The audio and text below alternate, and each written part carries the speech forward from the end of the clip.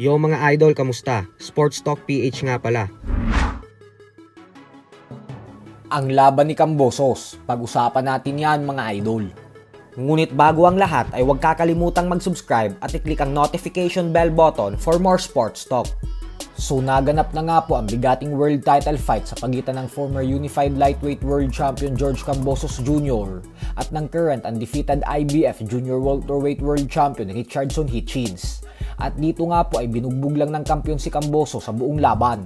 Isang malaking mismatch po ang naging sagupaan ng dalawa kaya madaming fans ang nagtataka kung bakit patuloy pa ding nabibigyan ng pagkakataon si Kambosos na lumaban sa world title fight kahit lagi naman itong natatalo. Ganun pa man nga po ay pagpasok ng round 8 ay dito na nagtapos ang sagupaan matapos ma-knockout ni Kambosos nang dahil sa solidong body shot ni Hitchins. Dahilan kung bakit nakuha ni Hitchins ang panalo via 8 round knockout. Umabante na ngayon ang record ni Hitchins sa 20 wins with 8 knockouts at walang talo. Habang si Kambosos naman ay bagamat natalo na naman siya, ay ipinagmalaki niya pa din na kahit ganito ang nangyari sa kanyang career ay ang mahalaga umano ay pinatunayan niya sa lahat na wala siyang inaatrasan at nanilalabanan niya ang lahat ng pinakamalalakas.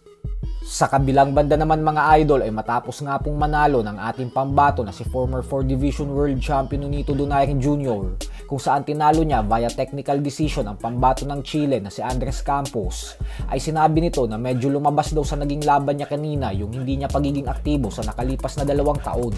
Subalit nangako po ito na sa mga susunod niyang laban ay mas gagalingan niya na daw at ibibigay niya umano ang lahat ng makakaya niya sa ibabaw ng lona.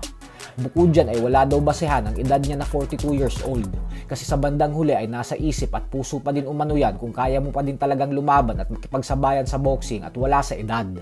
Dahil po sa mga salitang binitawan na ito ni Donaire ay maliwanag na po na magpapatuloy pa siya sa pagboboxing at hindi pa siya magre-retiro. Bukod dyan ay dahil siya na ngayon ang WBA Interim Bantamweight Champion, kaya naman malaki po ang posibilidad na world title fight ang sunod niyang laban kontra sa current WBA Bantamweight World Champion Antonio Vargas.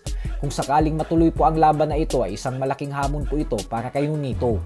Ganun pa man ay halo-halo naman ang reaksyon ng mga fight fans sa naging laban ni Donaire kanina, kung saan may mga nagsasabi na tama lang daw yung ginawa ni Donaire na magdesisyon na itigil na lang ang laban kasi lamang na din naman umano ito sa scorecards, habang may mga nagsasabi naman na panggugulang daw yung ginawa ni Donaire kasi nakakaramdam na umano ito ng pagod at nagiging agresibo na si Campos, dahilan kung bakit hindi na nito ipinagpatuloy pa ang laban.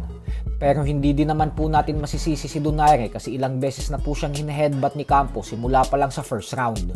Hindi naman sana magkakaroon ng ganong klaseng option si Donaire kung naging malinis lang sanang lumaban si Campos. Pero dahil gumagamit siya ng maduduming taktika sa ibabaw ng lona, kaya siya itong nahulog sa sarili niyang patibong. Pero syempre hindi din natin maitatanggi na lumalabas na talaga yung edad ni Donaire kanina. Kaya kailangan po talaga nito ng mas matinding ensayo at pagpapakondisyon kung lalaban siya sa isang world title fight. So hanggang dito na lang po muna tayo mga idol.